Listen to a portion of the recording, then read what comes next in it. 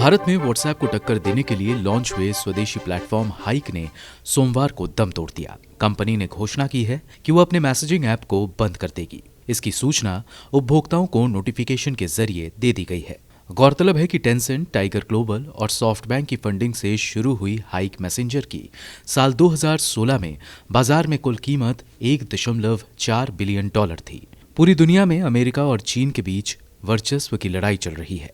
ऐसे में जब व्हाट्सएप को टक्कर देने की बात आई तो चीनी कंपनियां सामने आईं।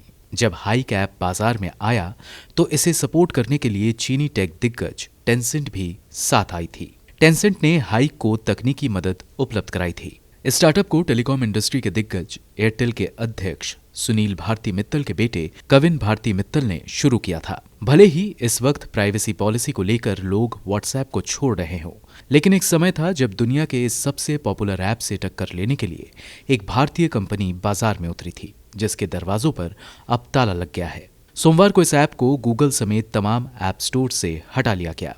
इस महीने की शुरुआत में कविन मित्तल ने कहा था कि भारत के पास घरेलू मैसेंजर प्लेटफॉर्म तब तक नहीं होगा जब तक पश्चिमी कंपनियों के बड़े प्लेटफॉर्म जैसे व्हाट्सएप, सिग्नल, टेलीग्राम आदि को सरकार बैन नहीं करती। उन्होंने कहा था कि व्हाट्सएप का वैश्विक नेटवर्क प्रभाव बहुत मजबूत है।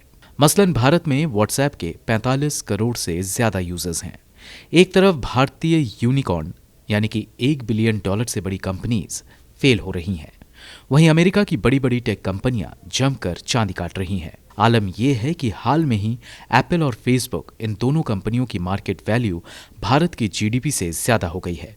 केंद्रीय सांख्यिकी मंत्रालय के मुताबिक वर्ष 2020-21 में नॉमिनल जीडीपी घटकर 194.82 लाख करोड़ रह जाएगी।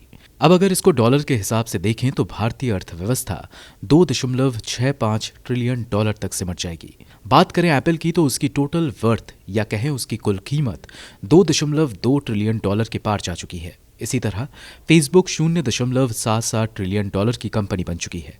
अब इन दोनों की कुल कीमत को जोड़ा जाए तो आंकड़ा पहुंच जाता है लगभग $3 ट्रिलियन, यानी पूरी भारतीय अर्थव्यवस्था से ज्यादा। ब्यूरो रिपोर्ट, गो न्यूज।